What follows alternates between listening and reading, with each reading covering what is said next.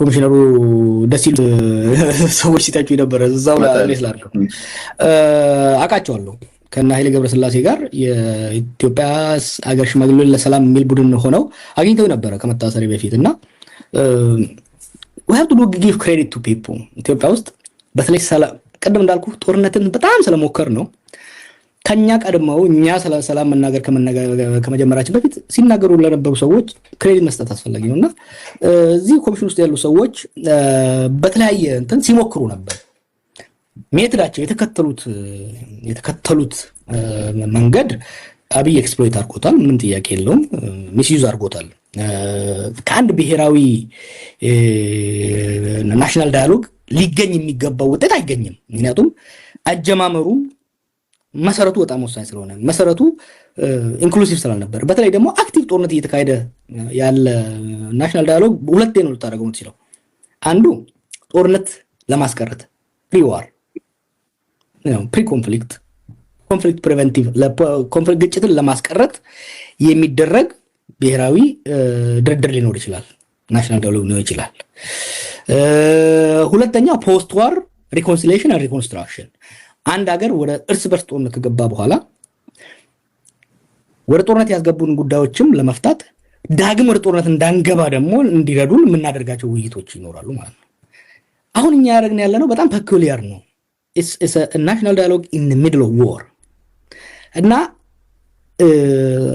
ሶስት ነበር መሰለኝ እኔ ቤት መጥተው ነበር የናሽናል ዳያሎግ ሰዎች እኔ ቤት መጥተው ሰፊ ውይይት አድርገን ነበር ከስር ቤት እንደወጣውና ያለኝ ክብር ለመግለጽ ያህል ነው ሰፊ ውይይት አድርገናልና ሶስት ነገር መደረግ አለበት at minimum ስትጀምሩ ራሱ at least ዋና የሆኑ የፖለቲካ ሰዎች ይሁንታ ማግኘት ነበረባችሁ ኦኬ ጀምራችሁታል አሁን ግን ቢያንስ ጊዜያዊ ቢሆን ተኩስ አቁም ሆኖ ታጣቂ ኃይሎች አጀንዳቸው ወደዚህ እንዲያመጡ ማድረግ አለባችሁ የታሰሩ ፖለቲከኞች እንዲፈቱ ማድረግ እሱ በተወሰነ ደረጃ ያደርገውታል እንደዚህ አይነት ሶስት ነገሮችን አቀርበን ነበር አሁን ጦርነት እየተካሄደ ያለ ናሽናል ዳያሎግ ስለሆነ የተወሰነው የፖለቲካ ማህበረሰብ ተሳታፊ አይደለም ያሉት አጀንዳዎች እኛም ተሳተፍን እነፋኖ መነቲፒኤልኤፍም ተሳተፉ ያሉት አጀንዳዎች ከነዚህ አሁን ካሉት አጀንዳዎች ውጪ አይሆኑም to be honest አሁን ያሉት አጀንዳዎች ናቸው አጀንዳ የሚሆኑት ነገር ግን የዋና ኃይሎች አለመሳተፍ ምን ያደርጋል የበይ ተመልካች አድርጓቸዋል ብዙዎቹን ይሄ የውጤቱን መቀበል ላይ ከፍተኛ ግን ተጋብዘዋል አይደል በግልጽ እኮ ተጋብዘዋል ለምሳሌ እኮ እንትን ለምሳሌ ጎረቤትህ ጋር ተፈነካክተህ ሳትታረቅ እና ድግስ ብላ ቢልህ እንዴት ነው ይመቻል እንዴ ቴዲ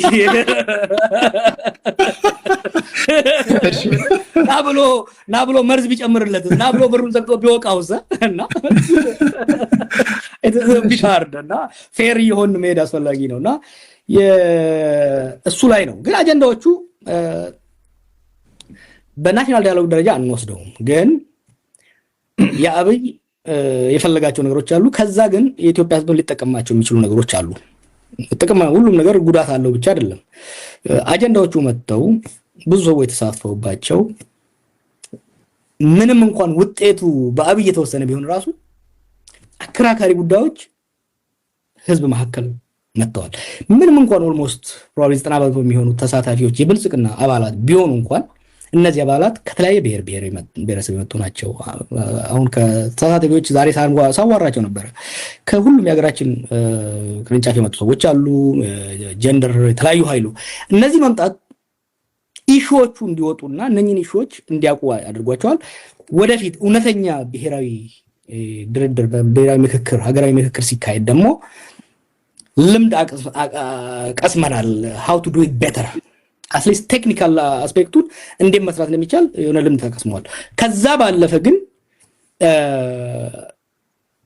የተካሄዱ ያሉ ጦርነቶችን ለማስቆም ሆነ ዳግም ወደ ጦርነት እንዳንገባ አስተማማኝ የሆነ መሰረት ሰጥቶናል ማለት ግን አልችልም የሰሜን ባለፈውም ጠይቄ ነበር የሰሜኑ ጦርነት በእኔ ትንታኔ ኢህአዴግ ለሁለት ተሰነጠቀና ትክክል ካልሆነ እንደዛ አይመስለኝም ማለት ነው ተጠበቀ ነው ኢህአዴግ ለሁለት ተሰነጠቀ። ወደዛና ወደዛ ጎራ ከፋፈሉ፣ ተደባደቡ። እኔ እንደዛ ነው የምስለው።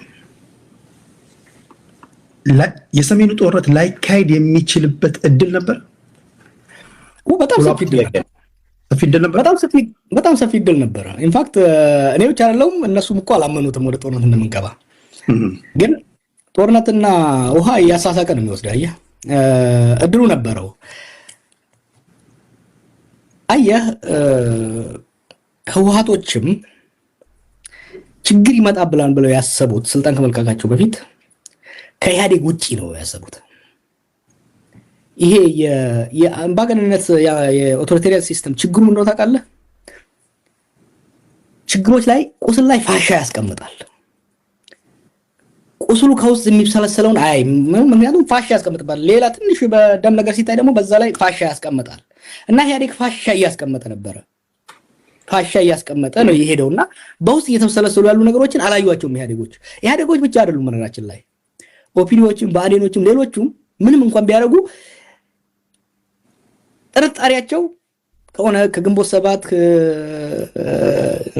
እንደኛ ካሉ ጭልፊት ከሚሏቸው እንጂ ከራሳቸው አልተጠራጠሩም እና አልዘጋጁበትም። ኢህአዴግ ማኔጅ ይደረጋል የሚል ግምት ነበራቸው። የውስጡ ችግር ልክ የህወሓት የበላይነት ሲገረሰስና የድስቱ ክዳን ሲከፈት አብይ ምንድነው የፈለገው? ሌላ ክዳን አምጥቶ መሸፈን ነው የፈለገው። መሆን የነበረበት ክዳኑ ተከፍቶ ቀስ ብለህ ከፍተው እኛ የፈለግነው አየህ በአንዴ መክፈት ወይም ደግሞ ድስቱን መደርመስ ሳይሆን ቀስ ብሎ እንዲከፈት ነው የፈለግነው። ቀስ ብሎ ከፍቶት ይሄ ራሻ ውስጥ ምንድነው የሆነው?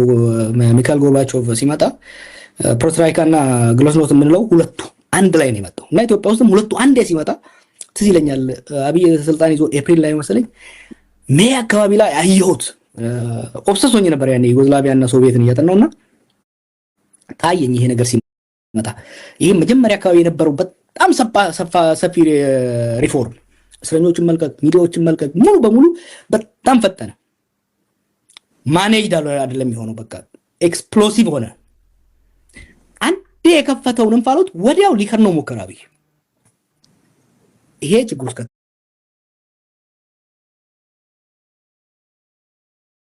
አንድ ያዘልኝ። ሁለተኛ ኢህአዴግ አምባገነናዊ ስርዓትም ቢሆን መድረክ ነበረ ከኤትኒክ ኤሊቶች ለሚመጡ ሰዎች ለመደራደሪያ ስልጣንና ሀብት የመከፋፈያ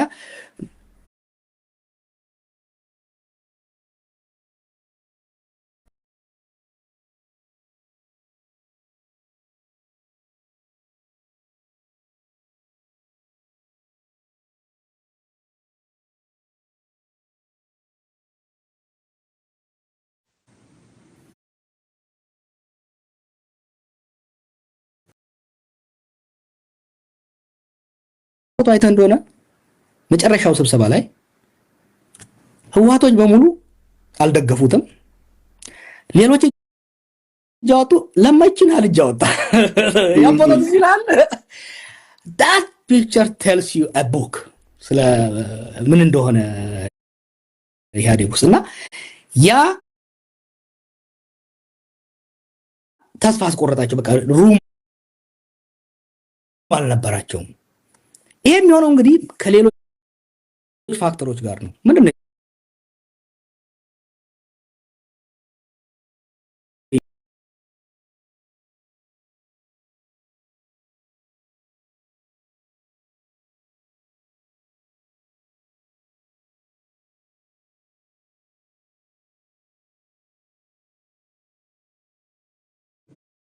በቃ ማውጣት ሁሉ ፈራው ከቤት አለ። ምክንያቱም ጋርዶች ያሉ መኪና የለም። በፓርቲ ደረጃ ስትወስደው ለረጅም ጊዜ ስልጣን የያዘ በዛ ላይ ደርግም ያን ያለው እኮ ጃንሆይን ካስወገዱ በኋላ እንለቃለን ብላችሁ ለምን አንለቃችሁም ሲባሉ ጣመና አሉ። ፍስሐ ደስታዬን ይላሉ። ስልጣን ይጥማል ነው ያሉት። ይጥማል። ከመጣሙ የበለጠ ደግሞ መውረዱ ደግሞ ያስፈራል። ገና ስልህ ልክልሃለሁ ጽሁፉን ለቄሮ እንቅስቃሴ እዚህ ውስጥ አስቀምጬዋለሁ መጽሐፍ ውስጥ። ለቄሮ እንቅስቃሴ ስናመጣ መለስ እያለ ነው ፕላን ነው የጀመርነው። መለስ እያለ ሐሳቤን ያስቀየረኝ በጣም ሐሳቤን ያጠናከረልኝ አንድ ነገር መጣ፣ የአረብ ስፕሪንግ። ከዛ በፊት የነበረኝና ብዙም እንደኔ አይነት ሰዎች በዓለም ላይ የነበራቸው በህዝብ ማዕበል አምባገነን ስርዓት ትገነሳለህ፣ በሱ መቃብር ላይ ዲሞክራሲ ትገነባለህ ነው። ምክንያቱም ኢስት ዩሮፕ ላይ ይሄንን ያየ ነው። ከለር ሪቮሉሽን እናያጠና ነው፣ ህንድ ላይ እሱን ያጠና ነው፣ ሳውዝ አፍሪካ፣ ሌሎች ኬዞች። የአረብ ስፕሪንግ ግን ምን አሳየን? ኖ ሌላ አውትጋም አለ። አምባገነን ስርዓትን ገርስሰህ ዲሞክራሲ ሳይሆን የሀገር ማፍረስን ልታመጣ ትችላለህ የሚለው ጥርጣሬ መጣ። ዘን አይ ሴድ ኖ ሪቫይዝ ማድረግ አለብን። ኢህአዴግን ጭነን የህወሓትን የበላይነት ቀንሰን ስርዓቱ ወደ ሪፎርም እንዲመጣ ስፔን ላይ፣ ፖርቱጋል ላይ፣ ሌላ ጋር እንደሆነው በስልጣን ላይ ያለው ፓርቲ ሳይለቅ በስልጣን ላይ ካለ ፓርቲ ውስጥ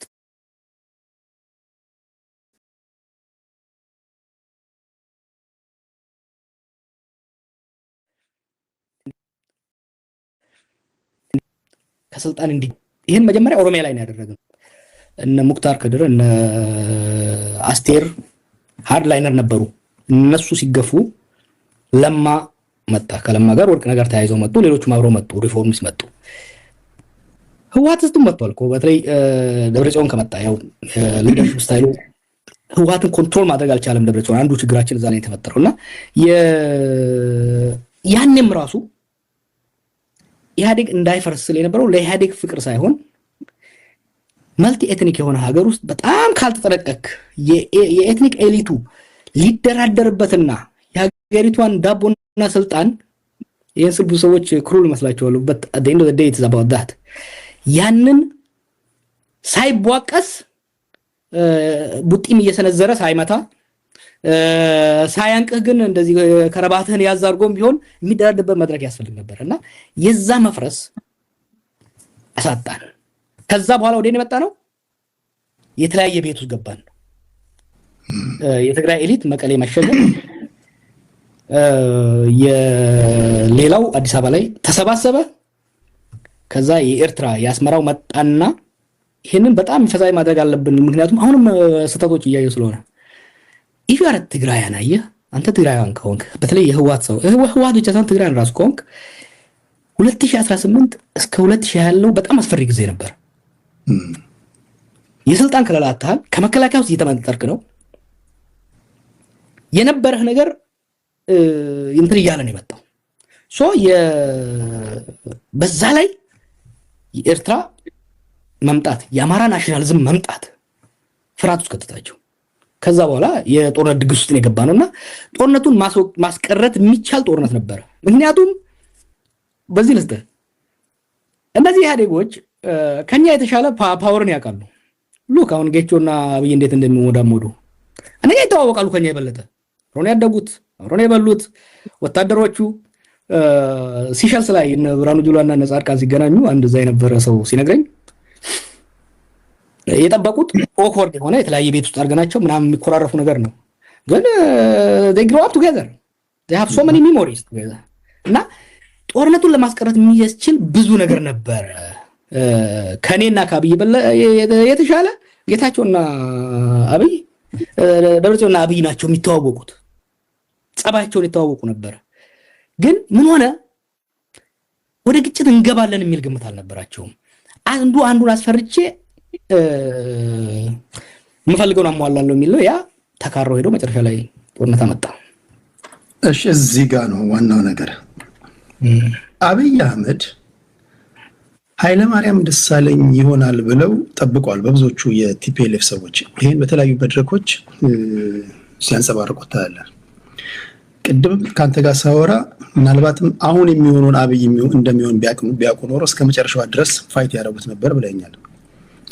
ኃይለማርያም ደሳለኝ ይሆናል ብለው የጠበቁት ሰው ኃይለማርያም ደሳለኝ ሳይሆንላቸው ሲቀር ወደ ድብድብ መግባታቸው ግልጽ ከሆነ አብይ ከመደባደብ ውጪ ምን አማራጭ አለው? ብዙ ጊዜ በትንታኔዎች አብይን ብቻ ጠቅላይ ሚኒስትሩን ብቻ ጦረኛ የማድረግ ነገሮች ነው ትንታኔዎች ያሉትና እውነታው ይሄ ከሆነ አብይ ከመደባደብ ውጪ ምን አማራጭ አለው? ጥያቄው እንግዲህ መቼ የሚለው ነው። ከ2020 መግባት በኋላ ብዙም አማራጭ አልነበረም። ነገሮች በራሳቸው ነው እየሄዱ ያሉት። ከዛ በፊት ግን ብዙ አማራጮች ነበሩት። ለምን አብይ ኃላፊነት መውሰድ ያለበት? የሀገሪቷ የፖለቲካ ማዕከል ጠቅላይ ሚኒስትር ነው ኢትዮጵያ ውስጥ ቺፍ ኤግዚኪዩቲቭ ኦፊሰር። አንተ ካምፓኒ ግን ለምሳሌ አንተ የጉግል ሲኢኦ ብትሆን የተለያየ የጉግል ዩሮፕ፣ የጉግል ላቲን አሜሪካ ሊያጠፋ ይችላል። ዋናው ሪስፖንሲቢሊቲ ግን በአንተ ነው። አንድ እሱ በጣም ወሳኝ ነው። ሁለተኛ ህወሓት የተሸነፈ ፓርቲ ነው። ያኔ ከስልጣን የለቀቀ ፓርቲ ነው። የህዝብ ድጋፍም የለውም። ትግራይ ውስጥ ራሱ የህዝብ ድጋፍ አልነበረውም። አብይ ግን በከፍተኛ ፖፑላር ማንዴት የመጣ መሪ ነው። ትልቅ ፖለቲካል ካፒታል ነበረው። ያም ፖለቲካል ካፒታል በፖለቲካ ውስጥ የፖለቲካል ካፒታል በጣም ወሳኝ ነው። ልክ እንደ ብር ማለት ነው። አንድ የታክሲ ሾፌር እና አንድ የመኪና ካምፓኒ ያለው ሰው የመደራደሪያ አቅማቸው የተለያየ ነው። በእኩል ሚዛን ልትይዛቸው አትችልም። አየህ። እና አብይ ያንን ካፒታል በመጠቀም ግሬሽስ መሆን ይችል ነበር። ወቅቱ እንደፈለገ ማድረግ ፓወር ነበረው ብለህ ታስባለህ? ማሳየት ፈለገ እሱን። አየህ። ለምን ወደኋላ ልውሰድና አንዳንድ ያደርጋቸው በጣም ሲሊ ግን ኮስትሊ የነበሩ ሚስቴኮች ጌታቸውንና እነ ሳሞራን ያባረረበት አካሄድ ትክክል አልነበረም። አንድ ሰው ኢጎ አለው። ለ17 ዓመት መስለኝ የመራው ጌታቸው አሰፋ ደህንነትን በመለስ ጊዜም እንትናራ ከመለስ በኋላ በቃ ዋናው ሰው ሆነ። በመለስ ጊዜ ነው የተጀመረው። ከክንፈ ቀጥሎ ነው የመጣው። በመለስ ጊዜ ወደ 78 ዓመት ከዛ በኋላ ምን ቀጥሎ ነው ሄደው እና ኮርስኛ ጌታቸው አሰፋ ላይ የዘመትነው ዋናው ሰው እሱ ስለነበረ ነው። ግን በሁለት መስመር አባሮ ደግሞ ያንን ለሶሻል ሚዲያ ሰዎች ሰጥቶ ለማዋረድ መሄዱ ምን አደረገ? አንደኛ ኢጓቸውን በጣም ጎዳው። ቅድም እንዳልኩ ከስልጣን መውረድ ራሱ ብርድ ይለዋል። ያንን ብርድ ደግሞ በፌስቡክ እና በሌላ ስታዋርደው ፍራቻ ውስጥ ገባ። አንተ በምትኖርበት ሀገርና እኔ በምኖርበት ሀገር ራሱ እንደዚህ አይነት ዋና ቁልፍ ላይ የነበሩ ሰዎች ምን ባትወዳቸው ስታሰናበታቸው በክብርና በጥንቃቄ ነው። አየህ፣ በክብርና በጥንቃቄ እንደዚህ አይነት ነገሮች ያኔ ሁለት ነገር በጣየ። አንደኛ እነሱ አንደስትሜት አደረጉት፣ ናቁት። ጆሮን ይዘው ያሳደጉት ማንጁስ ነው። ግን ይሄ ማንጁስ በትልቅ ጄቶች እንደመጣ አሁን ብዙ ጊዜ ጀዋር ሁለት መንግስት አለ ይላሉ። ነው እኔ ቆስለ የነበረው ሁለት ኢንጂን ያለው መንግስት ነው ያኔ ስለ ነበረው። ስቴቱ አለ አብይ ከኢህአዴግ የወሰደው የፖፑላር ሰፖርቱ ደግሞ አለ። ሁለት ኢንጂን ያለው ቱርቦ ጄት ነው እየነዳ ያለው አብይ እና ያንን ፓይለቱን ብቻ አይደለም ማየት ያለበት። ያን ማሲቭ ቱርቦ ስቴት አለ። ኢትዮጵያን ስቴት ይዟል። ኢህአዴግ ወደ መጨረሻ ላይ የሌለውን ህዝብ ደግሞ ይዟል። ሁለት ነው በሁለት ኢንጂን እየሄደ ያለ ሰው ነው አብይ ያኔ ጊዜ። እሱን አንደስትሜት አደረጉት ስለሚያውቁት፣ ድክመቱንም ምንም ስለሚያውቁት፣ ጁኒየር ስለሆነ እናውቁት። እሱ ደግሞ he wanted to assert ሊያሳያቸው ፈለገ። እነሱም ብቻ ሳይሆን ሌሎችንም ሊያሳይ ፈለገ። አይ ዲሞንስትሬት ማድረግ ፈለገ። ያቺ ሲሊ ጫዋታዎች ምን ውስጥ ከተቱ? እልህ ውስጥ እያስገቡ ነገሮቹን አመጡና ያለ መምታት እድል ነበረው። አሁን ሰምተህ እንደሆነ ስዩም መስፍን ስለዚህ ኢንተርቪው ሰጥቷል። ጻድቃን ሰጥቷል። let's be fair ጸባጫሪ የህወሓት እና የትግራይ ኤሊቶች ነበሩ። እነ ጌቾ ጸባጫሪዎች ነበሩ። ጌታቸው አሰፋ ከጀርባ ሊሆን ይችላል። እነ ጌታቸው ረዳ ግን ከፊት ለፊት ጸባጫሪዎች ነበሩ። እነሱ ጋር ቀላል የማይባል ኢጎ አለ። በጣም ቀላል ኢጎ ብቻ ሳይሆን አወኩሽ ናኩሽም ነበረ። ግን ደግሞ ከትግራይ ደግሞ ሰላም የሚፈልጉ ሰዎች ነበሩ እኮ እና ስዩም ለረጅም ጊዜ የኢትዮጵያ ቺፍ ዲፕሎማት የህወሓትም ቺፍ ዲፕሎማት 40-50 ዓመት ስልጣን የነበረው ሰው ነው እና ኤክስፒሪየንስ የነበረው ሰው ነው። ልጠረጥረው ትችላለህ አንዳንድ ነገሮች ላይ። ግን ኦል ኦፍ ሰደን ስታገለው የሚፈጠረው ነገር አለ። ሪሜምበር የመለስ ሞት የፈጠረው ቮይድ ነበር። ሳይኮሎጂካሊ በትግራይ ኤሊት ላይ የፈጠረው ነገር ነበር። ያንን ቮይድ አልሞሉም። አሁን መለስም ብቻ ሳይሆን ስልጣን ሲያጡ ደግሞ የመጣው ነገር አለ። አየህ እና ሞክረዋል እኮ ጻድቃን ጻድቃን ሄዶ ሞክሯል። ስዩም ሞክሯል። ኢቭን አቦይ ስብሃት ረጅም ጊዜ አውርተናል። አንድ ጊዜ እነ ጻርና ጀነራል አማራ ክልል ላይ ሞቱ ጊዜ አውርተን ነበር።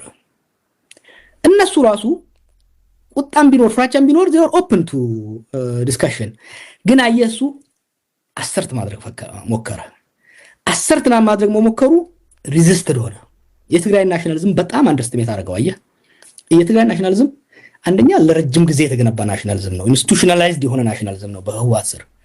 ሁለተኛ ስልጣንን የለቀቀ ናሽናሊዝም ነው፣ ኢስ ውንድድ ናሽናሊዝም። ሰርድ ኢስ ማይኖሪቲ ናሽናሊዝም። ሶስቱን አንድ ላይ ስታመጣው በጣም ፓወርፉል የሆነ ሪዘንትመንት ነው የሚፈጥረውና ያንን የሄደበት ሁኔታ ግጭት ውስጥ ለዚህ ነው ህወሓቶች ጥፋት የለባቸውም ነው። ቅድም ብያለሁ ነፍሱን ይማረው እነ ሴኩቱሬ እነ ጌታቸው የነበረው ሬቶሪክ it was not helpful። ትዝ ይላል እኔና ጌቹ ራሱ እንመላለስ ነበር።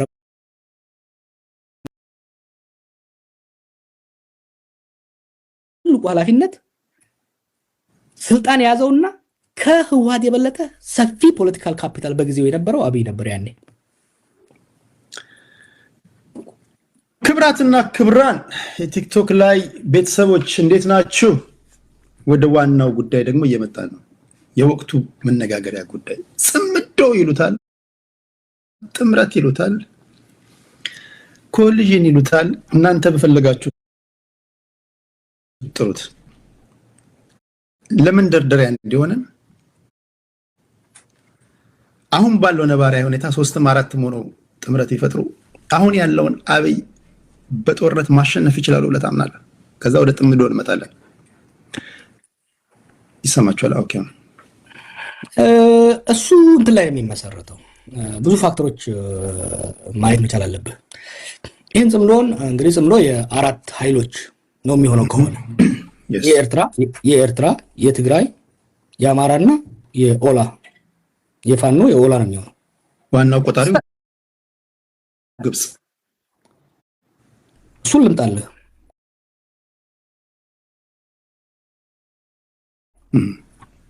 ፊት ለፊት ተሰላፊዎች ሜዳ ውስጥ የሚጫወቱት ኳስ አቀባይንና ቲፎዞን አይደለም። እኛን ሳንቆጥር ሌሎችን ሳንቆጥር ሜዳ ውስጥ የሚጫወቱት ለሻምፒዮንስ ሊግ የሚጫወቱት ኤርትራ፣ ትግራይ፣ ሻቢያ፣ ህወሓት፣ ፋኖና ኦላ ነው የሚሆኑት በዛ ወገን። በዚህ ወገን አብይና አብሯቸው ያሉ ቲፒኤፍ ሌሎች ይኖራሉ። ኮምፕሊኬትድ የሚያደርገው ካልኩሌሽኑን አንተ ያነሳው ቸኩላ ያነሳው ቲፎዞቹና ኳስ አቀባዮች አሁን ይሄ ጦርነት ሰው እንደሚያየው የሰሜን ጦርነት ይባላል። የሰሜን ጦርነት አይደለም፣ የሰሜንና ምዕራብ ጦርነት ነው። ሰሜን ምዕራብ ፕሮባብሊ ምስራቅ በአፋር በኩል አፋርም ሰሜን ነው ብለው፣ ግን የሰሜንና የምዕራብ ነው። ምክንያቱም ሱዳን አሁን የጦርነታችን አካል ነው የሆነችው። ኢትዮጵያ አርኤስኤፍን ትደግፋለች። ሳፍ የቡርሃን ደግሞ ህወሓትን እና ያንን ጥምረት ይደግፋል። በቀጥታ አሁን እነኛ ያሉ ይሄ አንድ ዋር ቲያትር ነው ሱዳንና ኢትዮጵያ። ከነሱ ጀርባ ደግሞ በዛ ግብጽ አለች። ከግብጽ ጀርባ ቱርክና ሳውዲ፣ በዚህ ደግሞ ኤሚሬትና እስራኤል አሉ። አሜሪካና ራሻ አጫዋች ናቸው እና የዚህ አሰላለፍ ወሳኝ ነው።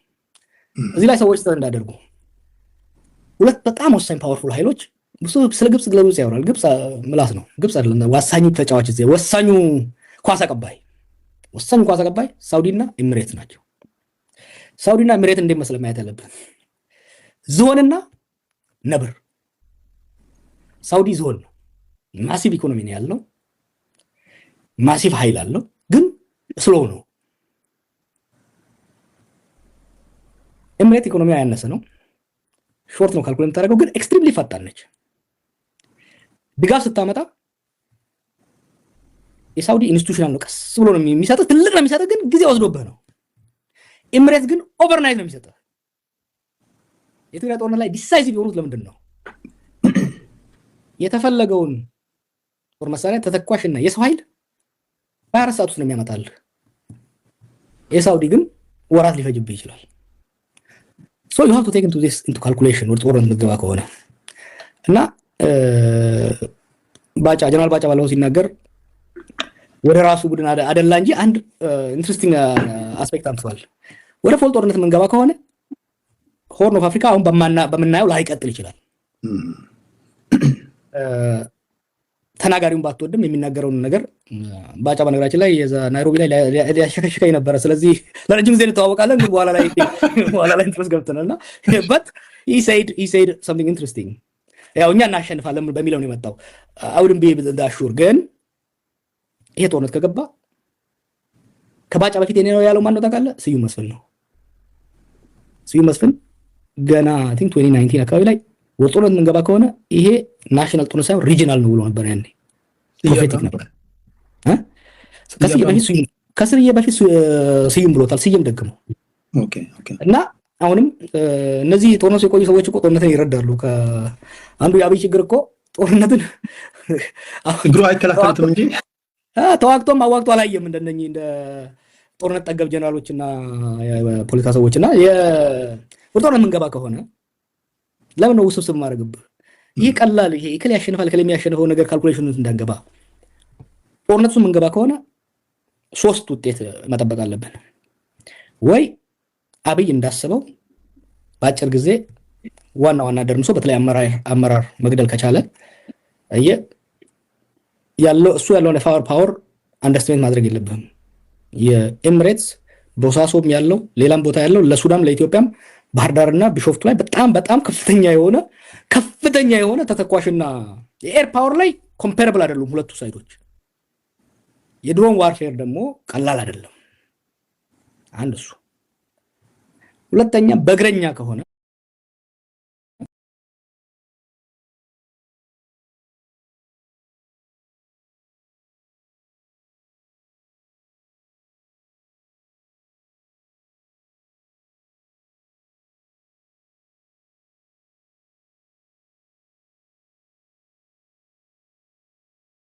ሁለተኛው ያንን ተቋቁመው በእግረኛ ከመጡ የአብይ እግረኛ ከነኛ ጋር የመወዳደር አቅሙ የሰው ኃይል አለው፣ ግን ሞራሉ የዛን ያህል አይደለም።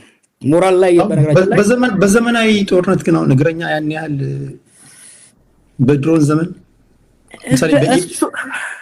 እሱንም ቻሌንጅ ላርግ ኢራኑ መሰዳት በመጀመሪያው እኮ 72 ሰዓት ነው ኤር ዲፌንስዋን ዲስትሮይ ያደረጉት አይደለም እንደ አሜሪካና እስራኤል። yes 6 ወር ሊሆን ነው። ምክንያቱም እግረኛ መግባት አልቻለም ኢራን ላይ ቫስት የሆነ ጂኦግራፊው በጣም ከባድ የሆነ ከፍተኛ ጦር አላት እግረኛ፣ ግን ከፍተኛ ሊሞት የዘጋጀ ጦር አላት። በእግር መግባት አልፈለጉም፣ እስካሁንም አልቻሉም እነኞች። እና አንድ ነው ለማለት እግረኛ ስቲል አስፈላጊ ነው። እግረኛ ኃይል ስቲል አስፈላጊ ነው። ለዚህ ነው ውጤቱን መገመት የሚከብደው። ለዛ ነው አቮይድ ማድረጉ የተሻለ ነው። ምንገባበት ከሆነ ምንገባበት ልናቁም። ሶስተኛው እንግዲህ አንዱ አብይ ባንዴ ማሸነፍ፣ ሁለተኛ እነኛ በመለሶ ማጥቃት መተው አዲስ አበባ መቆጣጠር፣ ሶስተኛው ፕሮሎንግድ ፕሮትራክትድ ጦርነት ውስጥ ሶስተኛው ነው ትልቅ ላይ ሊሆን የሚችለው ፕሮትራክትድ ጦርነት ውስጥ ልንገባ የምንችልበት እድል ሰፊ ነውና አቮይድ ማድረጉ ነው። ባለፈው ባደረኩት ኢንተርቪው እስካሁን ለምን ጦርነት አልገቡት የሚለው ላይ እኮ ተናግሬያለሁ። እነዚህ ካልኩሌሽኖች ካልኩሌት ያደርጋሉ። በተለይ ደግሞ ተሞካክረዋል። አየህ 2 ዓመት ስለተሞካከሩ አሁን ይተዋወቃሉ። የህዝብ ድጋፍ አለመኖሩ የወታደር ሞራል አለመኖሩ ብቻ ሳይሆን ሶስተኛው ይሄ የድል እርግጠኝነት ሰርቴኒቲ አለመኖሩ በሁለቱም ወገን። አብይ እግረኛው ሙሉ በሙሉ አይተማመንም።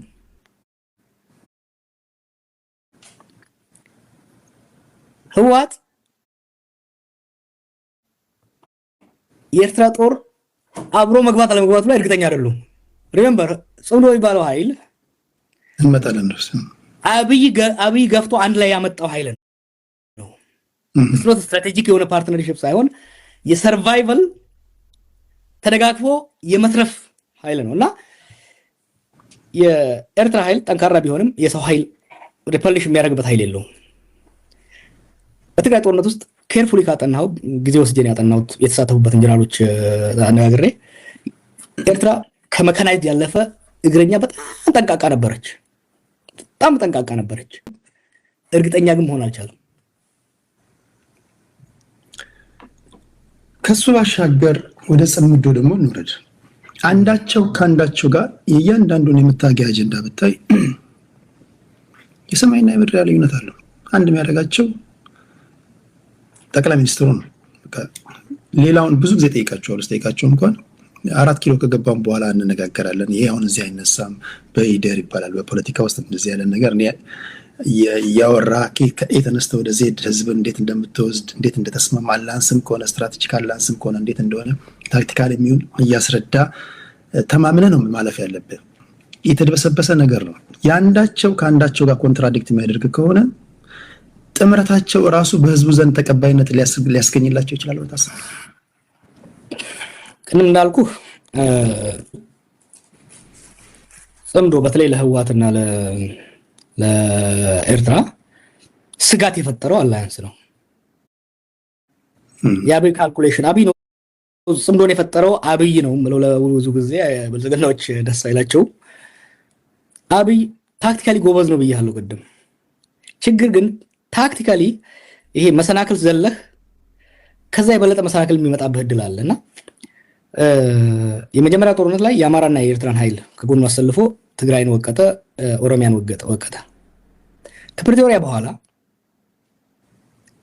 ጂጌ የወጡለትን ደቦ የወጡለትን ትቶ ብቻውን ከህዋት ጋር ተሞዳሞደ። ያ ኢሚዲየትሊ ፒስ የዋር ዲቪደንድ ቡቲ ያለ የዋር ዲቪደንድ መካፈል ብቻ ሳይሆን የፒስ ዲቪደንድ ደግሞ ማግኘት መቻል አለበት። በጦርነት የተሳተፈ ኃይል የፒስ ዲቪደንድ አላገኘም። ያ ብቻ ሳይሆን መተባበር አለብን ለመትረፍ ያሉን ልዩነት ኋላስ ተርፈን ለመትረፍ ደግሞ መከላከል ብቻ ሳይሆን እሱም ማስወገድ አለብን የሚሉ ከሆነ የዋንጫ አይደለም ማለት የጥሎ ማለፍ ጨዋታ ነው እየሆነ ያለው። ለዋንጫ ደግሞ ሌላ ይመጣል ማለት ነው እና ያ እኔ ራሱ ኤክስፕሌን ለማድረግ ሞክሬያለሁ ብዙ ጊዜ፣ ግን ፐብሊኩ እየገዛው አይደለም። እሱን መረዳት አስፈላጊ ነው። ከዛ በኋላ እንደገና ቅድም እንዳልኩ ይሄ ነገር የዛሬ 6 ዓመት 7 ዓመት ቢሆን ኖሮ ብዙ ፖፑላር ሰፖርት ያገኝ ነበር። አሁን መቀሌ ላይ የሚያጨበጭብለት የለም፣ አዲስ አበባ ላይ የሚያጨበጭብለት የለም፣ ኢንፋክት ኤርትራ ላይ የሚያጨበጭብለት የለም። እነሱ ከኛ ትንሽ ይሻላሉ። ለአትሊስት 20 ምናምን ዓመት ጦርነት ስላልገቡ እንትን ሊኖር ይችላል። ግን ህዝቡ በስጋት እያነሳ ነው ያለው። ከወዲሁ ደግሞ የምናያቸው አሁን ሰሞኑን ከፋኖች ጋር ንትርክ ውስጥ የከተተኝ ነገር ሪል የሆኑ ኢሹዎች 4 ኪሎ ሳይደርሱ ወደ ግጭት የሚገቡበት እድልም ሊፈጠር ይችላል። ከዛ በኋላማ እንትን ለዚህ ነው ሁሉም ነገር ዛሬ ስምምነት ይደረስ ሳይሆን አትሊስት ዋና ዋና ልዩነቶች መቼና እንዴት ይፈታሉ የሚሉ መካኒዝሞች ላይ ለምሳሌ የዌስተርን ትግራይ ወልቃይት ጉዳይ መቼ ፖስት አብይ ከሆነ በምን አይነት መካኒዝም፣ እስከዛ ደግሞ ጋራንቲው ምንድነው የሚሆነው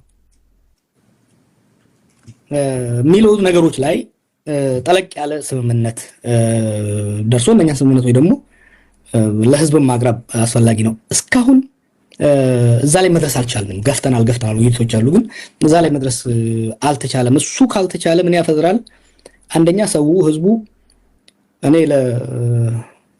ለተቃዋሚ ባልደረቦች በተለይ ጠመንጃ ላይ ያዙት መመክረው ኢትዮጵያ ውስጥ ሰው ጦርነት ሰልችቶታል። ጦርነት የሚካሄድ ከሆነ የመጨረሻው ከዛ በኋላ ምንም ጦርነት ለማይኖር ጋራንቲ ካልሰጠው በስተቀር እየተከተልክ ነው። ሰሞኑን አብይ አፈሳ እያደረገ ሴቶች እናቶች እየወጡ በድንጋይ ሚሊሻ እያባሩ እያሉ ነው። ኢትስ ፋሲኔቲንግ ቴዲ ነው። መቀሌና የሆነ ከተማ ላይ አይ ቲንክ አርሲ ውስጥ ይሁን ሀረርጌ ውስጥ ተመሳሳይ ኢንሲደንት ትዝ ይላል። መቀሌ ላይ ዛሬ ወር አካባቢ ነው 2 ወር አካባቢ ሚሊሻዎች ሰው ወጣት ሊወስዱ ሲሉ ቤተሰብ ብሎ ሰፈር ሁሉ ወጥቶ ሲያባራቸው ኦልሞስት ተመሳሳይ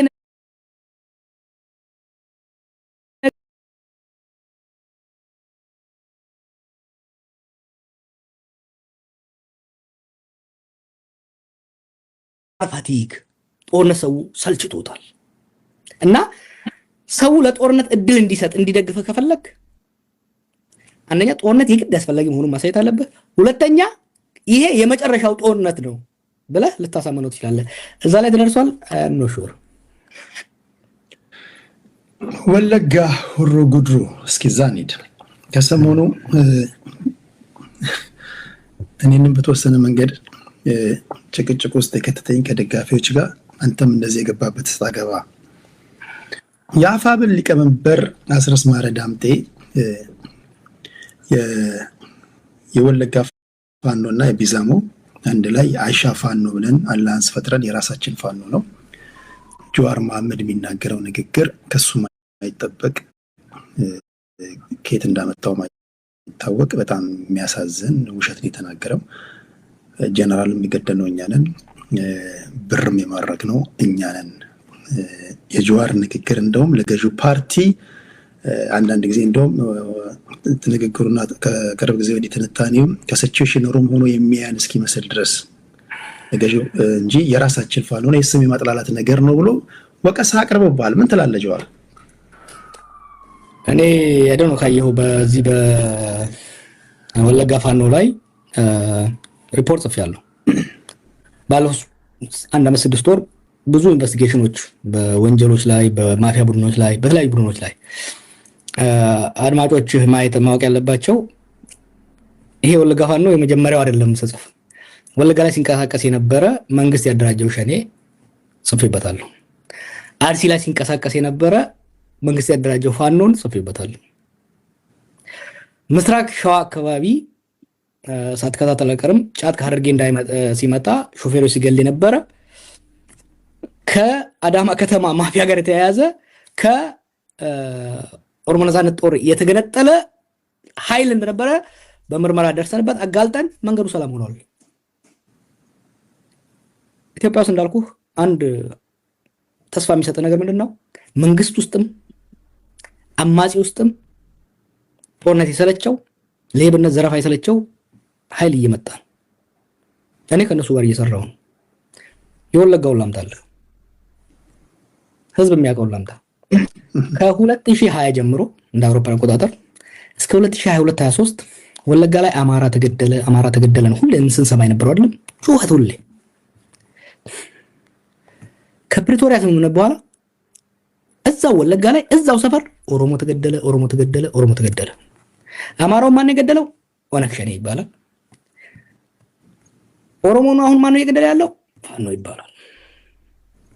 እስር ቤት እያለሁ ከስር ከወጣን በኋላ ምርመራ አካሄድን። እኛ ብቻ ነው ዋሽንግተን ፖስት ምርመራ አካሄደና ወለጋ ላይ አማሮችን ሲጨፈጭፍ የነበረው ኃይል ፈቀደ አብዲሳ በሚባል ሰው የሚመራ ቡድን እንደሆነ፣ ይሄ ሰው ደግሞ እኔም ማቀው እኔና በቀለ ከአባገዳዎች ጋር ከኦነግ ጋር እጅ ሲሰጥ ለመንግስት ያስረከብ ነው። ለኛ ሪፖርት ተደርጎ የመንግስት ደህንነት አካል መሆኑ የተነገረን ለጸረ ሽምቅ ግብረ ኃይል ውስጥ ተሳትፎ የሄደ ነው። መጀመሪያ አካባቢ የመሮን ቡድን ለማስጠላት ኦሮሞዎችን የገደለው በአብዛኛው። ከዛ አማራ ለትግራይ ጦርነት ማነሳሳት አስፈላጊ ስለሆነ አማራ እንዲገል አደረገ። ማታ አማራ ገደለ። ከፕሪቶሪያ ስምምነት በኋላ ማንነቱን በኢንተርናሽናል ሚዲያ ወጣ። ጫካ መቆየቱም አማራ መግደል አስፈላጊ አይደለም ኤኒሞር ጥሎ እጅ ሰጥቶ በአሁኑ ወቅት መቶ አለቃ ሆኖ የመከላከያ መረጃ አካል ነው። ከሱ አንድ ነገር ኢንትረስት አደረገኝ የሚባል ነገር ገርሳ ወገና የሚባል ሰው እስቲ እሱን መርምር የሚል ተቋም አመጣልኝ። ስመረምረው ይህ ሰውዬ ከፈቀደ ጋር እጅ ሰጠ፣ ከፈቀደ ጋር ተመልሶ እዛ የተላከ፣ እዛ ከተላከ በኋላ አማሮችና እዛ አካባቢ ያሉ ሰዎችን አደራጅቶ አስታጥቆ ይሄ አማራው ሲገደብ ግድያው ሲበስበት አማሮች ታጠቁ የሚል ነገር በከፍተኛ ቅስቀሳ ተደረገበት። ተቃዋሚውም በመንግስትም ሰዎች መንግስት አስታጠቃቸው። እነኛን ሰዎች ያሰለጠነው ያደራጀው አንዱ ይሄ መገርሳ፣ ሁለተኛው አትንኩት ይባላል፣ ሶስተኛው ግርማ ይባላል። የመገርሳ ወንድም ነው፣ የደህንነት ሰው ነው። እዛ አካባቢ ያደራጀው አስረስ መጥቶ መገርሳን ታውቃለህ ወይ በለው። አላውቅም ይበል። ካላወቀ አያውቅም ማለት ነው። መገርሳን አትንኩትንና ግርማን ካላወቀ ይሄ ቢዛሞ ወለጋ የሚባለውን ፋኖ አያውቀውም ማለት ነው። በነገራችን ላይ መገርሳ አንድ ድምፅ ነበረ እስር ቤት እያለው አንድ ድምፅ በዋትስአፕ ተልኮ በዚህ በፍላሽ መጥቶልኝ ያዳመጨው ነበር። ዲያስፖራ አሉ አማሮችን ወለጋ ላይ ስለ ማደራጀት ሲናገርና አክሰንቱ ቲክ ነበረ። የኦሮሞ አክሰንት ነው ታውቃለህ፣ አማርኛ ሲናገር ነገረመኝ። ዳት ወዛ ጋይ እና ይሄ ሰውዬ ምን ያደርጋል ቀጥሎ አሁን የወለጋ ቢዛሞ ፋኖ ምናምን ብለው ተደራጅተው ከ2023 ጀምሮ እስከ 3 ቀን በፊት ይሄ ነው የማይባል ግድያ በኦሮሞዎች ላይ የተካሄደ ነው። እዚህ ወለጋ የጊዳ አያና የሚባለው የምስራቅ ወለጋ ዞን ወረዳና የኩሮ ጉዱ ወለጋ ግድያ የተካሄደ ነው። ይሄ ሰውዬ ምን ያደርግልሃል? ምን ግድያ በየጊዜው ይፈጽማሉ። አይፈተሹም። የመከላከያ ይለፋላቸው፣ ሲያዙ ይለቀቃሉ። መጨረሻ ላይ አንድ ቀን ከሚሊሻዎች ጋር ሲጋጭ ይማረካል። እሱና አትንኩት ሲማረክ ውዘና ወር ሄሊኮፕተር ካች ብላ ብሪግ አድርጋው እሱንና አትንኩትን መከላከያ መረጃ ጎልፍ ክለብ ወሰደችው። ይሄንን ፋኖ አይደለም ይበሉኝ እነሱ ወጣው ለ5 ዓመት የዚህ ቡድን አሰልጣኝ ዋና አሰልጣኝ አይደለም ይበሉ እነሱ እና ይሄንን ኤክስፖዝ አድርገን ስንል የነበረው ይሄ በነገራችን ላይ አማራ ክልል ላይ ያለው ፋኖ ተገፍተው ተከርተው ጦርነት የገቡት ብዬ ተደጋግሜ ተናግሬያለሁ። ላለፉት 1 ዓመት እና ከዛ በላይ ለፋኖ ደጋፊዎች ለአማራ ሞራዮች ይሄን የወለጋን ኃይል ወይ ሲቪል እንዳይገል ሃይበሉት በእናንተ ቁጥጥር ስር ካለ፣ አለበለዚያ በግልጽ ራሳችሁን አርቁ። ምክንያቱም ዜጎችን ከመግደል ባለፈ የሥርዓቱ ሁለቱን ህዝቦች እያጋጨ በሁለቱ ፖለቲካ ኃይሎች ላይ መካከል ሊኖር የሚችል ጥምረትን ለማክሸፍ እየተጠቀመበት ነው። ከዛ ወዲህ ባደረኩ ምርመራ 100% እዛ አካባቢ ያለውን ኦፕሬሽን እነሱ እንደሚያደርጉት የትላንትናው የጀነራሉ ሶፊስቲኬትድ ሊሆን ይችላል። አሁን የብር ዘረፋው ልንገር፣ ጦርነት ነበር እዛ አካባቢ ባለፈው። አውሎ በሰደም መከላከያ ምን ይላል? እዚህ ከተማ ያለ ብር በሙሉ መውጣት አለበት ይላል። ሁለቱም ባንካው የባንክ ገንዘብ ካሽ በሙሉ መውጣት አለበት ይላል። 70 ሚሊዮን ብር በግምጃ ቤት ያለ መሳሪያ በሙሉ መውጣት አለበት ይላል። አማጺ ከተማውን ሊመታ ነው ምናምን በሚል ይጭንና ይሄዳል። ወዴት? ወደ ነቀምት ከተማ ነው የሚሄደው። መንገድ ላይ ሲደርስ ጫካ ቦታ ላይ የተወሰኑ ያደፈጡ ሽፍቶቹ ያሉበት ከአጃቢ መከላከያዎች ውስጥ ባንከሮቹን ግንባን ግባላቸውን አሏቸው። አንድ ኦዲተርና አንድ ዳይሬክተር የብራንች ማኔጀር ማለት ነው። ያን ብርና መሳሪያ ይዘው ሄዱ በኋላ ብዙ ኮንፊርም የሚያደርግልህ አንዱ ምን እንዳደረገ ታውቃለህ? ወንዝ ሞላባቸው። በአምቡላንስ ነው ብሩን ይዘው ሄዱት። ብሩንና መሳሪያው 2 ሰዓት በላይ ቆሙ። ድሮን ሄዳ አይታቸው አትምቱ ነው የተባሉት። እና ይሄ የሚያሳይ እሱ ጋር ያለ ድሮኑን ኦፕሬት የሚያደርጉት የዩኤኢ ሰዎች ሆነው ሳለ አንተ መረጃውን ሲጀመር ሊኖር ይችላል። ሲቹዌሽኑን ነበርኩ ወይ አትሳሳት። ዩኤኢ ብቻ አይደለም ድሮን ጆይንት ነው። የዩኤኢ ድሮኖች አሉ ዩኤኢ ኦፕሬት የሚያደርጉት። የኢትዮጵያ ደግሞ ራሱን የቻለ አብይ እኮ ፕሮባብሊ በአፍሪካ ውስጥ ማሲቭ የሆነ የድሮን ካፓቢሊቲ ገንብቷል። ያለ የኤሚሬቱ ሃይ ካፓሲቲ ስለሆነ ካፓሲቲውን መልቲፕላይ ያደርጋል እንጂ ኢትዮጵያኖች አሉ እኮ ብዙ ራሱን የቻለ ኮማንድ እኮ ነው የድሮን ኮማንድ። በአሁኑ ጊዜ እንዴት አወቀው ለሚለው ምንጭን አልሰጥህም፣ ግን እንደገና ያሳይሃለሁ። ቴክኒካል ኤቪደንሶቹን አለኝ። ምንጭን ለማቃጠል እንትን አላደርግም። ለምሳሌ ወደ ሻሸመኔ የሚሄደው የእናንተ ሀገር የሚሄደው መንገድ ላይ በድሮን እያዩት ኦነግ ሸኔ የሚባል የነሱ ኃይል መኪና ያስቆመ ሲዘር ሲያቃጥል ሰዎችን ሲያግት ዝም ብለው ያዩት ነበር። ቪዲዮውን አገኘሁት፣ ለቀዋለሁ አልኳቸው፣ አቆሙት። ሶ have no interest እንትን ላይ እኔ ይኸውልህ ለምን መሰለው ለሁለት ምክንያት ነው ይሄንን ነገር ፈከስ ያደረኩት። አንዱ ተራ ዜጋ ፕላንስ የተወሰኑ ማስግድያዎቹን በጣም አሰቃቂ ግድያዎቹን ፕላን ተስቀምጫቸዋለሁ። ሰው እያለቀ ነው እዛ አካባቢ። መጀመሪያው አማራ ሲያልቅ ነበር፣ አሁን ደግሞ ኦሮሞ እያለቀ ነው። ማህበረሰቡ እየፈረሰ ነው እዛ አካባቢ።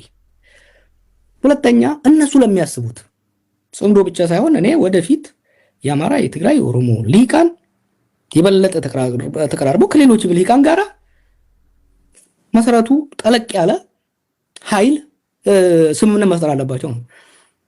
ይሄንን እዚህ ሆሮ ጉዱ ላይ የሚሆነው ነገር ካልፈቱት ጽምዶ የሚባል ነገር ሊፈጠር አይችልም። ለምን እንደሆነ ታውቃለህ?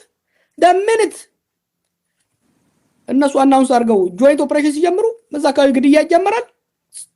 ኦላና ፋኖ መጨፋጨፍ ይጀምራል። አስረስ እኔ ብዙ ነገሮችን እያየው ስለሆነ ሰሞኑን የሚያደርጋቸው ነገሮች የራሱን ማየት አለበት።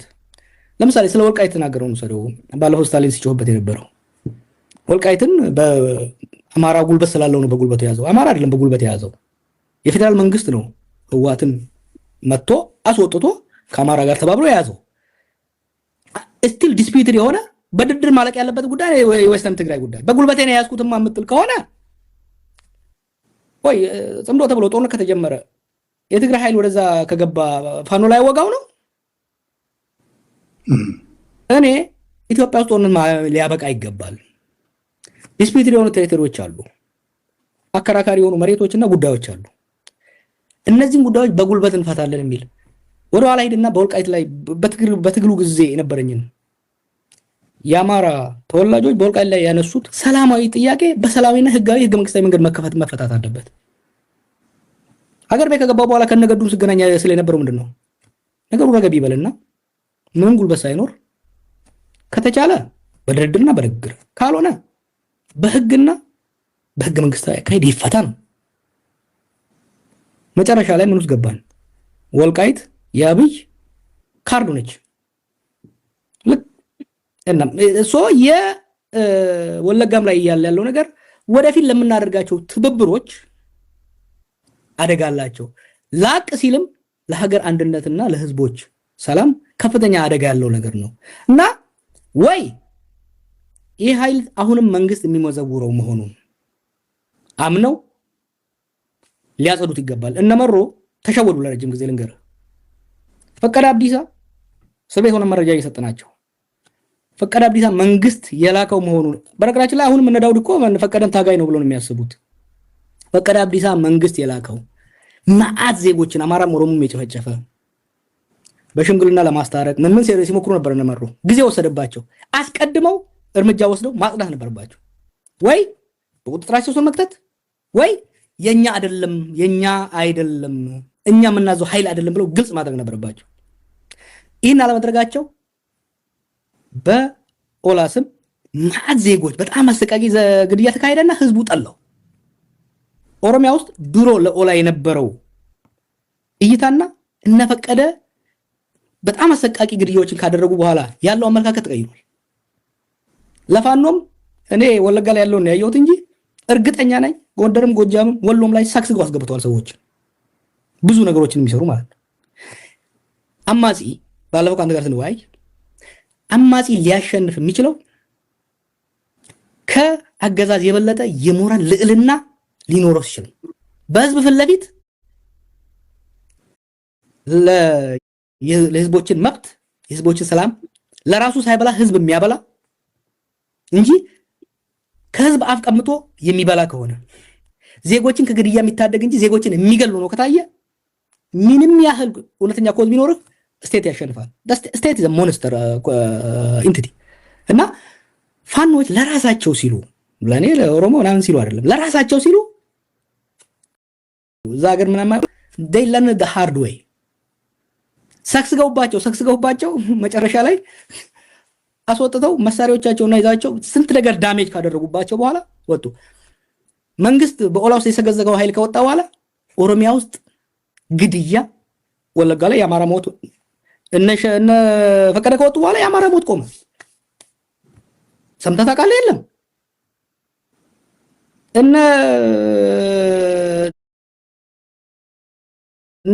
ይሄ ኃይል ከወጣ በኋላ ኦሮሚያ ውስጥ አፈናዎች አንዳንድ ግድያዎች ይኖራሉ፣ ግን ሲግኒፊካንትሊ ቀነሰ። ፋኖዎችን ማድረግ ያለባቸው ቤታችሁን አጽዱ፣ አለበለዚያ አይደለም ከሌሎች ኃይሎች ጋር ተባብራችሁ አብይን ማስወገድ አማራን ክልል ብትንትኑን ነው የምታወጡት። ይሄን ነው ማለት የምፈልገው። ስለዚህ ያንተ ነጥቦች ስታገናኛቸው አስረስ ማረ ዳምጤ የራሳችን ፋኖ ነው ካለ አንተ አይመስለኝም ካልክ አንተ ታንጀብል የሆነ ኤቪደንስ አለኝ ካልክ ስለዚህ እና አስረስ ከመንግስት ጋር እየሰሩ ነው ማለት ነው። ሁለት ነው ወይ ብሔረተኝነት ካልተጠነቀቅ ብሔረተኝነት ብላክ ኤንድ ዋይት ነው የሚያደርግብህ። ጠላትና ዘመድህን ለመለየት የሚከብድብህ ጊዜ ይፈጠራል። አወዜራ አንደርስታንድ አይለንድ ዘ ሃርድ ዌይ እና እሱ ይኖር ይችላል። ሁለተኛ ጠቀሙን የሚሉ ምን አይነት ኢትዮጵያ ስቴት በአብይ ጊዜ ሳይሆን በወያኔ ጊዜም አንድ የተካነችበት ነገር አለ። የኢትዮጵያ ስቴት ኢንተለጀንስ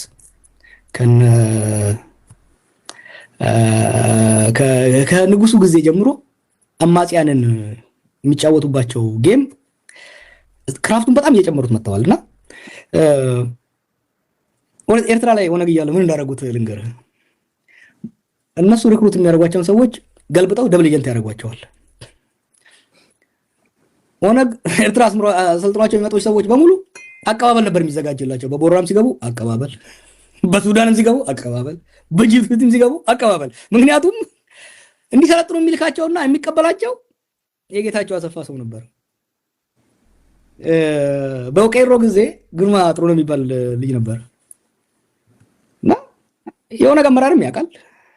ዘይቶት ሁለት እንትን አላቸው። አንድ ወደዛ ስጥና ሁለት ወደኛ አምጣ የሚል ኮንሰፕት ነበራቸውና መስሏቸዋል። መጨረሻ ላይ ሰውየው ፉል ፍሌጅድ ኢንተለጀንስ ኦፊሰር ሆኖ ሲሰራ ቆይቶ እኛ ደረስንበት። ለኛ አድቫንቴጅ የነበረው ምንድነው?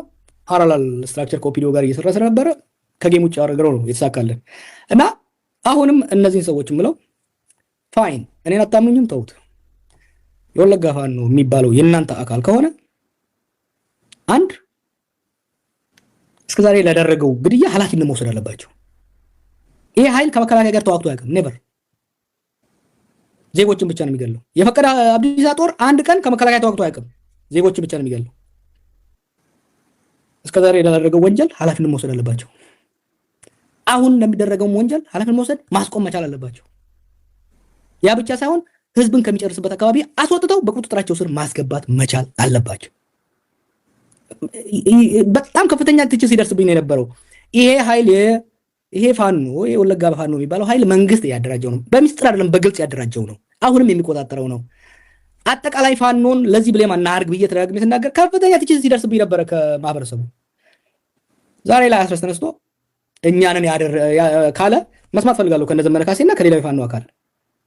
ይሄ ወለጋ ላይ ህዝብ ዜጎችን፣ ሴቶችን የሚጨፈጭፍ፣ ህፃን የሚጨፈጭፍ፣ የሚዘርፍ ሽፍታ ቡድን የአማራ ፋኖ አካል ነው፣ እኛንን የምንቆጣጠረው፣ እኛንን የምናዘው የሚሉ ከሆነ ዘንድ ችግራቸው ከህዝብ ጋር እንጂ ከአብይ ጋር አይደለም። ከጊዳ አያና ምስኪን ገበሬዎች፣ ከቤንቱ ምስኪን ገበሬዎች ጋር እንጂ ዛሬ እነሱ ላይ ያለ እንጂ እኮ እነመሮንም ብለናቸዋል። ፕሮባብሊ ሰው በኦሮምኛ ስለማይሰማ ነው እንጂ ሃይፐር ክሪቲካል ነበርኩ በእነዚህ ጉዳዮች ላይ። ምክንያቱም በነፃነት ስም ጫካ ገብቶ ምስኪን ገበሬን የሚገል የሚዘርፍ የሚያፈናቅል ኃይል ለማንም አይሆንም። ነገም ስልጣን ላይ ከወጣ ከዚህ ነው የሚብሰው። ሶ እና አስረስ ተናግሯል፣ ግልጽ አድርጎታል። እኔ በወልቃይት ላይ ያደረገው ኮሜንት ለምሳሌ እሱ ወለጋ ሲመጣ ያውቁ ነበር የመከላከያ መረጃዎች በደንብ። ከዛ ሲወጣ ያደረገው ንግግር ለእኛ እኮ መልስ ነው። እሱ የዛ ሄደው ማለት ትችላለህ። ይሄ ወለጋ ፋኖ እነ ማሮ የሚሉትን ነገር ታውቃለህ። ይሄ ወለጋ ፋኖ ሽፍታ መንግስት ያደራጀው ሽፍታ ነው ይላሉ እነሱ። አስረስ መጥቶ የኛ ነው ሲል መንግስት ይኸው እናንተ ትግላላችሁ፣ ግን ይሄ እናንተ እዛ አብራችሁ የምትሞራመዱት ጥምረት ለመፍጠር የምትሞራመዱት ኃይል ነው የእናንተን ሰው እየጨረሰ ያለው ያለ ነው ያለው። ሶ የአገዛዙን ትርክት ያጠናከረ ስራ ነው እየተሰራ ያለው ወለጋ ላይ አይደለም። ጥምረቱን ሰው በዚህ መልኩ የሚሰራ ጥምረትም አይኖርም። ይሄን ማወቅ መቻል አለባቸው። it's not going to work even ለወደፊት ራሱ ሀገር ማስቀጠል ከተፈለገ እንዲህ አይነት ሽፍተኝነትና ወንጀለኝነትን መቃወም በቁጥጥር ስር ካለ መቅጣት። ለምሳሌ ከ2 ሳምንት በፊት ከፍተኛ ካምፔን አድርገን ነበር ኦሮሚያ ላይ። ሰው ይታፈናል፣ ኦሮሚያ ላይ ሰው ይገደላል። ምንድን ያደረግነው? በአንድ ወረዳ ወይም ቀበሌ ላይ ሰው የሚታፈን ከሆነ ሰው ይልክልናል መረጃውን። ጃልከል የሚባል ሰው ነው እዚህ ሀገር። ኦኬ፣ ለኦላ ሴንትራል ኮማንድ እንዲህ የሚባል ሰው የሚመራ ኃይል በዚህ አይነት ቀበሌ ላይ እንዲህ አይነት ዘረፍ አድርጓል። የእናንተ ኃይል ነው? አዎ የኛ ኃይል ነው ካለ እርምጃ ይወስድበታል። አይ የኛ ኃይል አይደለም ካለ ብራንዱን ይቀማዋል። እኛ ለህዝብ ይሄ የነጻነት ታጋይ ሳይሆን ዘራፊ ሽፍታ ነው እንላለን። ጋዝዋት የሰላሌ መንገድ አሊዶሮ የምትባለው አብዩ ሲናገር ሰምታታል። እቺ ወደ ጎጃም የምትሄደው መንገድ ሰላሌ ላይ በየቀኑ ሰው ይዘረፍ ነበረ፣ ይታገት ነበረ። አንድ ሰው አልታገተም ይሄን ዘመቻ ካደረግን በኋላ። ዋይ ቢኮዝ እነኚህ ሽፍቶች ከመንግስት ሴኩሪቲ ጋር ሆነው አማጽያንን ለማጥላላት የሚያደርጉት ነገር እንደሆነ ስለምናውቅ ነው። ሶ እነዚህ አማራ ውስጥ የሚንቀሳቀሱ ኃይሎችም ለአማራ ህዝብም ሆነ ለሌላው ህዝብ የሚያስቡ ከሆነ ቤታቸውን ማጽዳት አለባቸው። አስረስ ማረ ዳምጤ ቃል አቀባይ ነው፣ ስፖክስ ፐርሰን ነው። እሱ የኛ ነው ካለ አንተ የናንተ የነሱ አለመሆናቸውን ተናግራል። አይ የኛ ነው ብሎ ኮንፍሮንት ካደረጉ መጨረሻ ላይ ምን የምትወስደው እርምጃ አለ? የምታሳየው ነገር አለ? በእጅ ያለ ኤቪደንስ አለ? ለህዝቡ ማወቅ አለበት ብለህ የምታወጣው ነገር አለ ወይስ ምን እንደምትወስደው የምታደርገው ነገር? ማስረጃም እናወጣለን። ከዛ የበለጠ ግን የፖለቲካ ኃላፊነት አለ። ማስረጃውን እናወጣዋለን፣ ምን ጥያቄ የለውም። ኢንፋክት እነሱን የሚጎዳቸው ያ ማስረጃ አይደለም። ይሄ ወለጋ ላይ የሚቀሳቀስ ፋኖ የኛ ነው ካሉ ፖለቲካ ኪሳራው ቀላል አይሆንባቸውም። ምክንያቱም እዛ አካባቢ እየተደረገ ያለው ወንጀል፣ እየተደረገ ያለው ውንብድና አይደለም ለነጻነትና ለእኩልነት እታገላለሁ ተገፍቻለሁ ከሚል ኃይል ሽፍታ አያደርገውም። ተራ ሽፍታ የድሮ በደርግ ጊዜ የሚንቀሳቀስ ሽፍታ አይደለም፣ የማያደርገው ነገር እያደረጉ ያሉት። አንደኛ መንግስት አማጽያኖችን የሚከስባቸው የውንብድናና የአሸባሪነት የሚያረጋግጥ ነው የሚሆነው። ሁለተኛ ከኦሮሞ ኃይሎች ጋር ብቻ አይደለም፣ ወለጋ ላይ ንጹሃን እያለቁ የህዋትም ሆነ የኤርትራ ኃይል ከፋኖ ጋር ሊጣመር አይችልም። let's be very clear። ተባብሮ ኦሮሞን ለመውጋት የሚፈልግ ኃይል አይኖርም። ተባብሮም አማራ ሊወጋ የሚፈልግ ኃይል አይኖርም። ይሄ ተሞክሯል፣ የማይሰራ ነገር ነው ወደፊት። ስለዚህ ትብብር የሚፈልጉ ከሆነ ከሌሎች ኃይሎች ጋር ክሊር ማድረግ መቻል አለባቸው። እነመሮም አማራን የሚገል ኃይል ማጥፋት ነበርባቸው፣ አጥፍተውታል። to be honest መንግስት ያመጣው ጠርጋው አውጥተውታል። we don't hear ኦኤልኤ አማራ ገደለ የሚባል የት አካባቢ ነው አሁን የምንሰማው? በኦኤልኤ ስም አርሲ ውስጥ እንዴት እንደሆነ ታውቃለህ? አንድ ሻለቃ አክቹዋሊ በቅርብ ወለጋ እንደነበረ ሰምቻለሁ። አንድ ሻለቃ ፋኖ አደራጀ ተባለ እዚያ ቦምስ አካባቢ እና ሄዶ የኦሮሞቹን ቤት ያቃጥላል። ስናጠናው ሰውየው የመከላከያ መረጃ የነበረ ሻለቃ ነው፣ ሻንቆ ይባላል። አማራም እንኳን አልነበረም። ስናጋልጠው ወዲያው ገደሉት፣ ይዘውት ገደሉት መንግስት ሰዎች። ተረጋጋ አካባቢው። ሶ እንዲህ አይነቶች የኢትዮጵያን ስቴት የምታደርገው ራሷን ለመከላከል አማጺው በጣም ኢፌክቲቭ ነው። በነገራችን ላይ አሰ ካውንተር ኢንሰርጀንሲ የህዝቡ ኮስት ነው የሚያሳዝነኝ እንጂ አሰ ካውንተር ኢንሰርጀንሲ አማጺን ከምትገል አማጺ ራሱን በህዝብ ውስጥ ስሙን እንዲያጠፋና እንዲጠላ ማድረግ is one of the most effective strategies። ሌሎችም በብዙ ቦታ ይጠቀሙበት። ችግሩ ምንድነው? ለኛ አብያን ነው በሚገባ ሎክ አንድ ነገር ልንገር። አሁን ስልጣን ላይ ያሉ ሰዎች አብዛኞቹ ከሴኩሪቲ ብራንች ነው የሚመጡት። እዚህ አንደስትሬት አንድ ቀደም ያልካ አብይና አቆት ምናምን የምትለው ነገር እውነት እኮ ነው። መጀመሪያ ላይ እኛም እሱን ራሱ በደንብ አላየነውም። አንድ ስም አልጠራም፣ አንድ ሰው ነው የነገረኝ ይሄን ነገር ከነሱ ውስጥ። አሁን ስልጣን ላይ ያሉ ሰዎች ጠቅላይ ሚኒስትሩ ከኢንተለጀንስ ባክግራውንድ ነው የሚወጣው፣ ምክትል ጠቅላይ ሚኒስትሩ ከኢንተለጀንስ ባክግራውንድ ነው የሚወጣው፣ የፌደራል ፖሊስ ላይ ያለው ሰው ከኢንተለጀንስ ሚሊተሪ ባክግራውንድ ነው የሚወጣው። ሬድዋን ብቻ ነው እሱም ዲፕሎማሲ የሚሰራላቸው። አብዛኞቹ ታፕሬ ይችላል የኢህአዴግ የሴኩሪቲ ሰዎች ነበሩ። እነዚህ አሁን ከተቀላቀሉት የከተማ ያንተ ሰዎች በስተቀር ከነጌዲዮ ምናምን በስተቀር አብዛኞቹ የኢህአዴግ የኢንተለጀንስ ሰዎች ናቸው። እርሳቸውን የነቀሉት በሴኩሪቲ ኦፕሬሽንስ ነው። መጽሐፉን ጋየው በእኔ ላይ የሰሩትን ድራማዎች እኮ ስታያቸው it's incredible you have to give it to them because እኛ የምናውቀው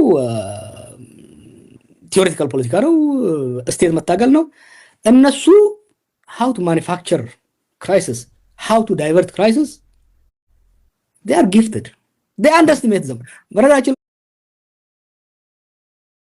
ላይ እነዚህን ኦፒዲዎች የናቀሰው በሙሉ ጉድ ነው የሆነው ቪዥነሪ አይደሉም ስትራቴጂክ አይደሉም but they are practical and they are ruthless they have no principles ኦነግ ናቃቸው በሉት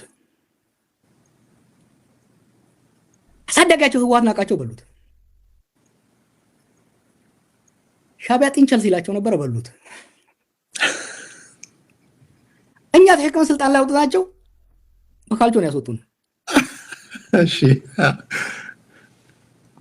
ቲባቲ ቤኮን ያወጡብን terms of intelligence operations ቀላል አይደሉም ለምን እንደሆነ ታውቃለህ እነኛ በጣም ፍሌክሲብል ናቸው አንተ እኮ ፕሪንሲፕል አለ የምትከተለው አይዲዮሎጂ አለ እነሱ አይዲዮሎጂ የለም ለምሳሌ ኦፒዲዮ አሁን ለምሳሌ ቀናውና ኢሳያስ አብይን ጣለን እንበል ባዴኖችና ኦፒዲዮ ሁሉ እኮ ነው እነዚህ ባዴኖች ደቡብ ያሉ በሙሉ ኦፒዲዮ አይደለም እንላቸው ሻዕቢያ ቢመጣ አምሹ ቤቱ አሁን ባንዲራ ይኖራቸዋል ገጭ አድርገው ትግርኛ ይችላሉ ገጭ ብለው ነው የሚያጡልን እነሱ ናቸው ማስተዳደር እና ደስታ ላይ ደግሞ ያንተ ደስታ ነው እነሱ ናቸው በመንግስት ማስተዳደር የሚቀጥሉ ምክንያቱም ዩሲ እኔ እናንተ ፖለቲካው የገባ ነው ሴንቲመንታል ነን የሆነ ምናምንበት ኮዝ አለ yes አብዛኛው የኢህአዴግ ሰው ወደ ፖለቲካ የገባው ለስራ ነው ማትሪክ የወደቀ ነው የቲቲአይ ሽሮ አይሰለቸው ነው አብዛኛው for them politics is employment ኢህአዴግ as a company ኢህአዴግ ማሊያውን ቀይሮ ናይክ የነበረው አዲዳስ ሲሆን ኢህአዴግ ወርቆ ብልጽግና ሲሆን ምን ችግር የለው ሎጎውን ዱብ አድርጎ ቀጭ አረጋት በኢህአዴግ ጊዜ እጅግ ጉድ ካኪ ምናምን ይለበስ ነበር በአብይ ጊዜ ከረባት ቀጭ ብለው ነው ይመጡልኝ ሲ እና የሴኩሪቲ ኦፕሬሽኑን አሁንም ያለው ሰዎች ሲፈጽሙ እና if you want to beat these people እነኚህን ጌሞች አፕሪሺየት ማድረግ አይቻሉም አይሸነፉም ማለት አይደለም ያሉት look how he played TPLF ባላንጣን በአግባቡ ማጥናት አለበት በአግባቡ and I told you I learned the hard way እኔ ኢህአዴግን ሳጥና ነው ያደግኩት I believe አንተ ባልከው ባላንጣን እኔ እኮ I used to ቀልድ ነበር ድሮ የኔ ሜጀር ወያኔዎሎጂ ነው ማይነሪ ኦፒዲዮሎጂ ነበር ስለነበረው እና አሁን አቢዮሎጂ ነው ያጠና የሳጥና ነበር ኮላስ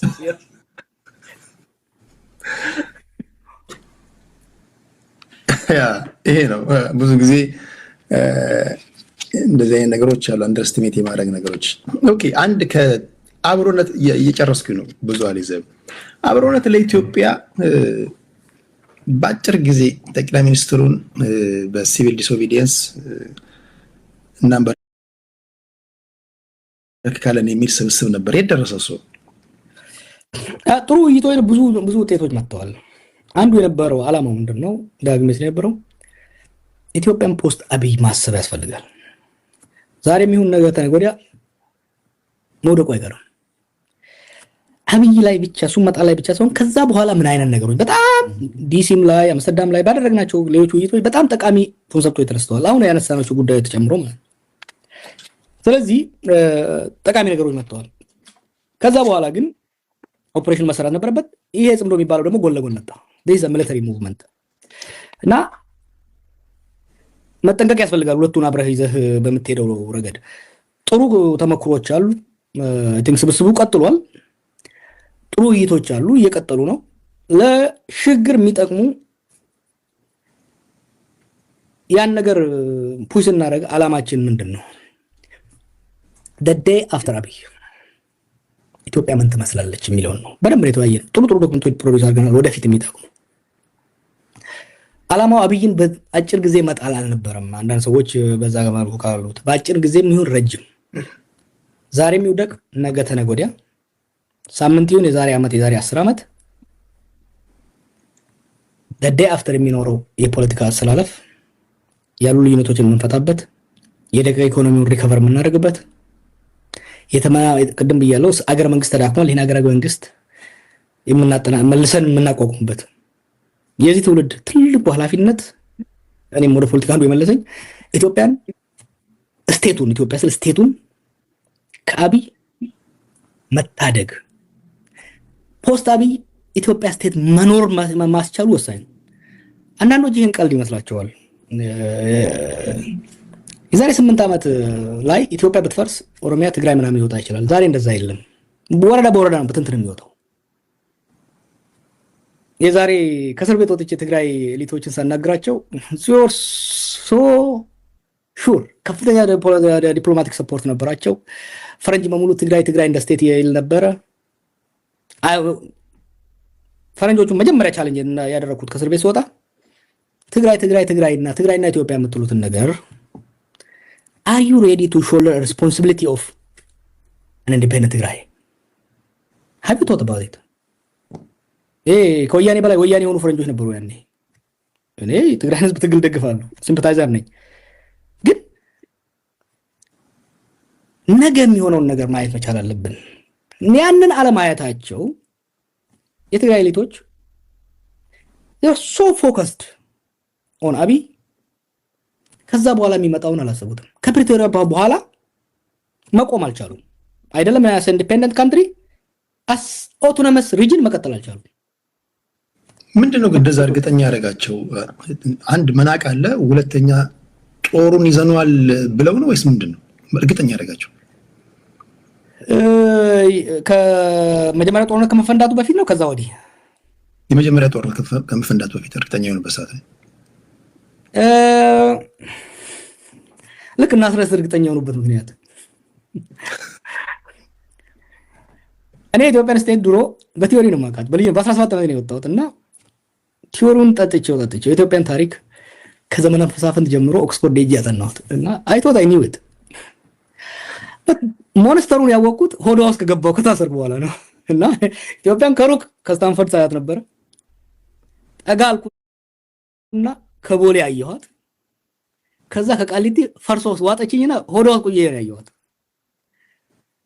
ኢትዮጵያን ስቴት ኢዝ ኦልድ ሞንስተር ቀጫጫ ቀንጨራ ስቴት ነች። ትዝ ይላል ግን ኢንተርቪው ሳደርግ አንድ ጊዜ ኢትዮጵያን ስቴት ሪዚሊየንት ነች፣ ለመፍረስ ያላት እድል በጣም ሪዚሊየንት ነች። ብዙ ስቴት ቢሆን ይፈርስ ነበር። ኢራንን ውሰድ፣ ግብፅን ውሰድ። ኢራን ማንም ሀገር እንደዚህ ተቀጥቅጦ ሀገር ሆኖ ሊቀጥል አይችልም። አመራርን 80% ገለህበት ሀገር ሆኖ ሊቀጥል አይችልም። ሌላ ሀገር አንድ ሰው ከገደልክ በትንትን ይወጣል። ሪዚሊየንት የሆነው ለምንድን ነው? ኢትስ አን ኦልድ ስቴት፣ ኢትስ አ ፐርሺያን ስቴት። ኢትዮጵያን ስቴት አሁን ከሚታችሁት ውስጥ ነው አይደለም? ታሪኳን ምናምን እንከራከር የለ እኔ እናንተ ብንመጣ 150 ነው 3000 ግን ዲፐር ሩት እንዳላት አስመረስክራለች ባለፉት ዓመታት። አንድ እሱ። ሁለተኛ ኃይለሥላሴ ወድቆ ደርግ መጣ፣ ደርግ ወድቆ ኢህአዴግ መጣ። ኢንስቲትዩሽናል ሚሞሪው ቀጥሏል። በተለይ በስቴት ክራፍት አየህ፣ እስር ቤቶኛ ያየሁት ምን እንደሆነ ታውቃለህ? ከስቴቱ ራሳቸውን የማይለዩ አንድ ፕሮባብሊ 5 ሚሊዮን የሚሆኑ ኢትዮጵያኖች አሉ፣ ቢሮክራቶች። እስር ቤት ያለው እስር ቤት እኛን የሚያስተዳድረውን አየሁት። የትግራይ ጦርነት ሲነሳ ሰፍ ብሎ የተነሱት በቃ ጦርነት ለመሄድ ጠባቂዎቻችን እና ለምን እንጀራቸው ከስቴቱ ጋር ተያያዘ ነው። this is something you don't see from far አየህ። እና የህወሓቶች ስልጣኒዝም ይዘው አየህ አድቫንቴጅ ነበራቸው። ሬቤል ነበሩ፣ ሲያስተዳድሩ ነበሩ። ወደ ሬቤሊያን ሲመለሱ የተምታታ ሀሳብ ነበረ። እንደ መንግስት የሚያስባሉ፣ አሁንም ቀጥለዋል እኮ እንደ መንግስት የሚያስባሉ፣ እንደ አማጺ የሚያስባሉ፣ ሁለቱም መሆን አልቻሉም። እና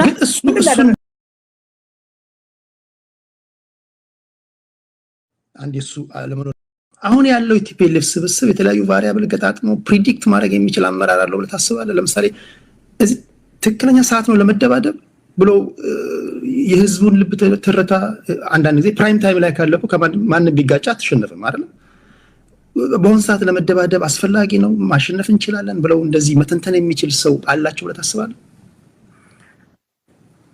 ፕራይም ታይም መሆን አለመሆኑን ለማወቅ ራሱ እኮ ስትራቴጂክ ቲንከር መሆን መቻል አለብህ። አየህ ህወሓት የሁለት ሰዎች ድርጅት ነበረች አለኝ አንድ ረጅም ጊዜ እኛ ሀገር የቆየ ፈረንጅ when I was young junior ምናምን ነበር በዩኒቨርሲቲ እና it is an institutionalization of two personalities አለኝ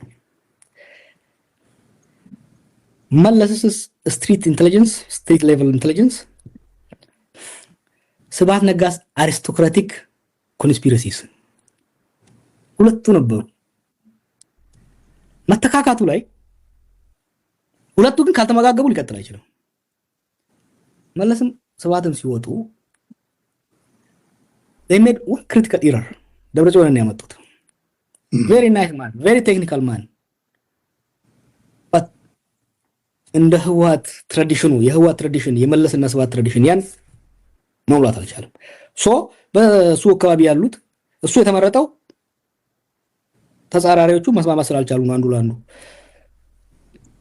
እኛም ልናሸንፋቸው የቻልነው ያችን ተጠቅመን ነው አብይም እሱን to fullest exploit ያደረገው and he continue to exploit that gap ያንን መጠቀም አልቻሉም እንትን ማድረግ አልቻሉም እና ያንን ራሱ ማየት አልቻሉም ከዛ ጻድቃንና ጌታቸው ያንን ለመሙላት ሞከሩ ሲሪየስ ቲንከሮች ናቸው ምን ጥያቄ የለውም ግን የቲፒኤልኤፍን ቅድም ያልኩህን ዋን አውራ ዶሮ አለ ብዙ ኮርማዎች አብረው አሉ ያን መሆን አልቻሉም ዋን አሞንግ ኢኳል ሆኖ ለመውጣት አልቻሉም እና አሁን ትግራይ ውስጥ የምታየው የክራይሲስ ኦፍ ሊደርሺፕ የነሱ ሰክሰስ የቲፒኤልኤፍ incredibly successful organization very very impressive እኮ ከታይኒ ማይኖሪቲ ኖርዝ ላይ ሆነህ ከዛ incredibly sophisticated የሆነ ፖለቲኮ ሚሊተሪ and intelligence organization ገንብተው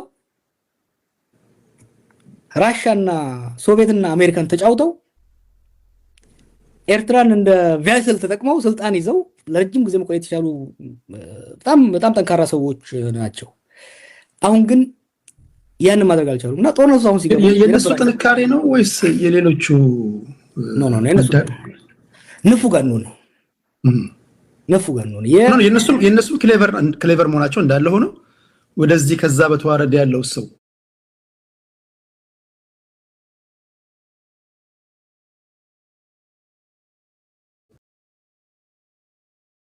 መስሎኝ ከኤርትራ የመጣው ልጅ ብቻ መስሎኝ የተሰውት ሌላው አመራር they made it the original the visionaries ከሆነ ጉስት እኮ ሌንጮ ብቻ መስለኝ የተረፈው ሌላው አለቀ እሺ ያን አድቫንቴጅ ማየት አለብህ ያ the visionaries the visionary leadership came together እሱ አድቫንቴጅ ሰጥቷቸዋል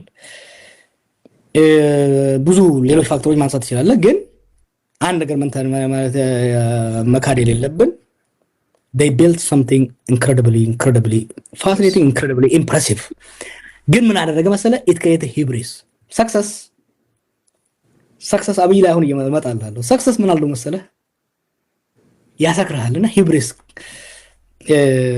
አልተቆጣጠርከው successህን እንደ ራስህ እንደ ልዩ ፍጡር መታይ ከሆነ ችግር ውስጥ ገባለና አብይ አሁን ቀደም ብያለሁ ታክቲካሊ ኢንክሬዲብል ነው ሰርቫይቭ አድርጎ የመጣቸው ነገሮች ስታይ ማለት ነው ግን አሁን it's getting into ያው አንዳንዴ ያስታወስነው ነው እንጂ is getting into him you know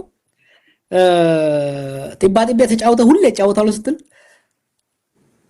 ለምሳሌ በሻቢያና በወያኔ ላይ መጫወት የሞከረው ነገር ኳሷ እንደምትቀማው አልተረዳም እና እነሱም ያ ነው የመጣው ዛሬ ላይቭ መሆኑን ሁሉ አስረሳኝ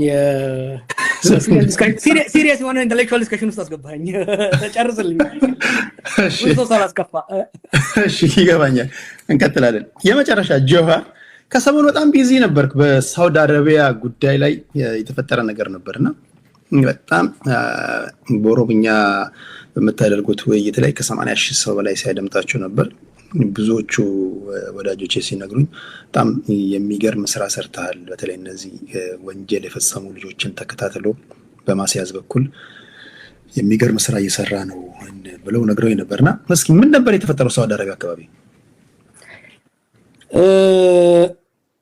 ባለፉት ዓመታት የነበረው ጦርነት ብዙ ወጣቶችን ስራ አጦቱና ጦርነቱ ብዙ ወጣቶችን ከሀገር አስወጥቷል እና እነዚህ ወጣቶች በሁለት አቅጣጫ ነው የሚወጡት አንዶቹ ግማሾቹ በዚህ በሊቢያ አድርገው በሱዳን አድርገው በሊቢያ ወደ አውሮፓ ይሞክራሉ ሌሎቹ በጅቡቲና በሶማሊያ አድርገው በየመን ወደ ሳውዲና ሌላው ሚድል ኢስት ይሞክራሉ ይሄ ማከል ቢዝነስ ተፈጠረ ምን አይነት ቢዝነስ የሂውማን ትራፊኪንግ እና የድረግ ቢዝነስ በየመን በተለይ የመን ፈርሳ የለም እንዳገር እና በየመንና በሳውዲ መካከል በሁቲዎችና በነሱ መካከል ያለው ግጭትም ተደማምሮ ፈጥሮ ጋንግ ድሮም ነበረ ነገሩ ድሮም ነበሩ ግን አሁን በጣም ሰፋና የሚሄደው ወጣት ድሮ ገንዘብ አስከፈለ ብቻ ማሳለፍ ነው። አሁን ምን አደረጉ? ሊቢያ ላይ እንደተጀመረው ወጣቶችን ከገጠራቱ ኢትዮጵያ መልምለው 10,000 ብቻ ትከፍላለህ ሄደህ ሰርተህ ታመጣለህ ምናምን ይላሉ። ልክ ተሻግሮ የመን ከውሃ ተርፎ ማለት ፈጣሪ ከረዳው ከውሃ ተርፎ እዛ ሲደርስ ይያዝና ሆስቴጅ ይሆናል። ከዛ የቶርቸር እየተደረገ ለቤተሰብ ቪዲዮ ተልኮ ብር ያስከፍላሉ ማለት ነው። ይሄ የመን ውስጥ ነው። ኢንክሬዲብል ሳደ የሆነ ነገር ነው። ሴቶችን ለስሌቨሪ ይሸጧቸዋል፣ ወንዶችን እንትን ያደርጓቸዋል፣ አረቦች ይሸጧቸዋል። ከዛ እድል አግኝቶ ደግሞ በዚህ በተራራ ውስጥ በጫካ ውስጥ ወደ ሳውዲ የሚሄደውን ደግሞ እዛ የሚጠብቀው ማፊያ አለ። ይሄ ማፊያ አረቄ ድረግ ይጭንባቸዋል ወደ ሳውዲ ተሸክሞ እንዲያስገቡ። ከተያዙ ሞት ፍርድ የሚገደሉት በዚህ ነው ማለት ነው። ይሄ ማፊያ ፉክክር አለው። ብዙዎቹ የመንግስት ወታደር የነበሩ የኦላ የነበሩ የህወሓት የነበሩ አሉ ብዙ እንደዚህ ወደ ወጡ ወታደሮችና ኤክስፒሪየንስ አላቸው እና ኤስታብሊሽ አርምን ናቸውና የራሱ ካምፕ አለው። የከሌ ካምፕ፣ የከሌ ቴዲ ካምፕ፣ የጀዋር ካምፕ ብሎ በቃ ጋንግስተሮቹ እመርጅ አድርገዋል። ኔትወርካቸው አዲስ አበባ ውስጥም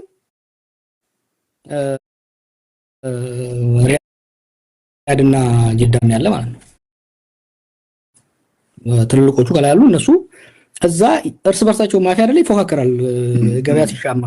ይሄንን ከበር ለማድረግ የአካባቢያዊነት ጀምረው ሶሻል ሚዲያ በመጠቀም ወንጀላቸውን ሰው እንዳያይ በጣም ልጆቹን ውስጥ ድረግ ይሰጧቸዋል። ልጆቹ በጣም አሰቃቂ አይዶኖ ካየ ቪዲዮ አሰቃቂ ነገሮችን ያደርጋሉና ይሄን ነገር ኢትዮጵያ ውስጥ ካለው ለይታ አትሄድ ማየት የለብንም። ኢትዮጵያ ውስጥ ከእስር ቤት ስወጣ አንድ ያልኩት 5 ልዩ ነገሮች ተፈጥሯል በአብይ ዘመን።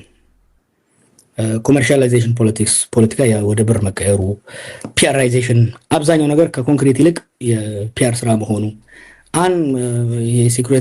ዲሴኩሪታይዜሽን አንዱ ደግሞ ክሩሊቲ የጭካኔ ጦርነት ምን ያደርጋል መሰለህ ኢትዮጵያ ስለሆነ ምናምን አይደለም።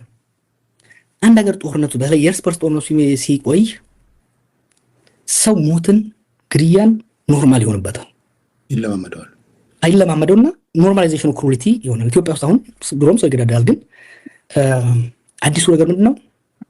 ሬሳ ማቃጠል፣ አሰቃቂ ግድያዎች ያ አይደለም፣ ራስን መግዳት። this is social media። አንድ መጽሐፍ እስር ቤት እያለሁ መሰለኝ ያነበብኩት ኬኦስ መሽን የሚል ስለ ይሄ ሶሻል ሚዲያ እና አይምሮአችን ላይ ያለው ነገርና ትግራይ ላይ ታል ሰዎች እየገደሉ ወታደሮቻቸውን ሲከዱ፣ አማራ ውስጥም ያሉት ሬቤሎች፣ ኦሮሚያ ውስጥም ያሉት የሚያደርጉት ነገር ስታይ መቅዳቱ ምን አመጣው ብዬ ስወስደው the killing they are not really killing, they are performing ለነሱ ሰላክት።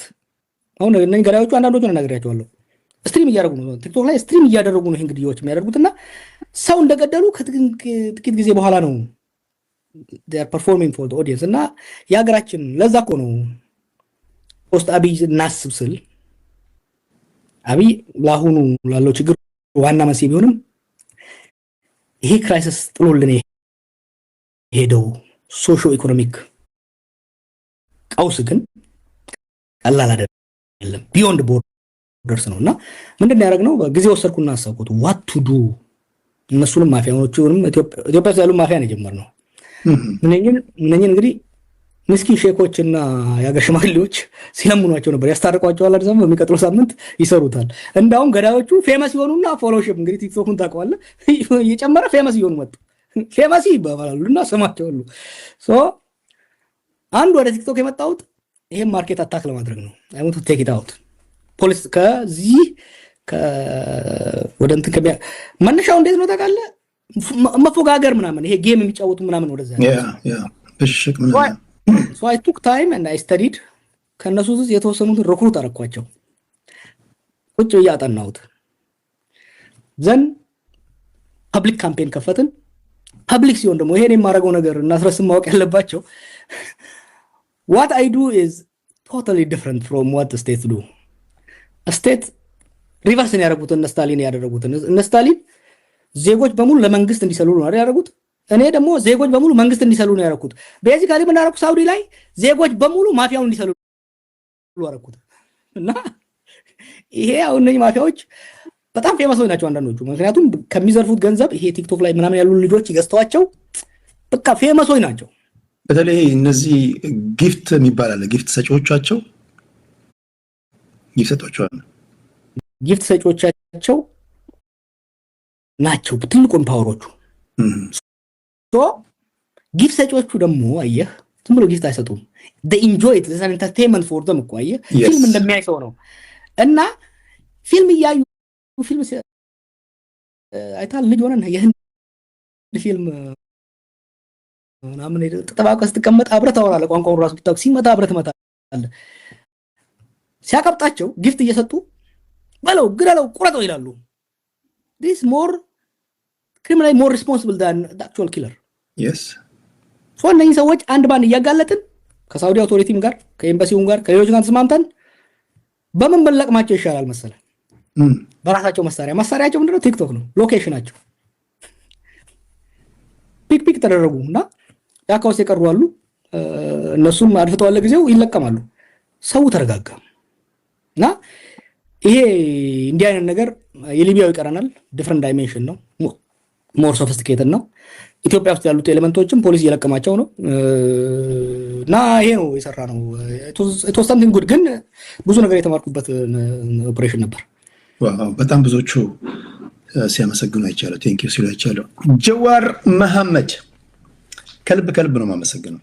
መጨረሻ ላይ የምትለው ነገር ካለ አንተ በል እንጂ ይሄ መጨረሻችን አይሆንም።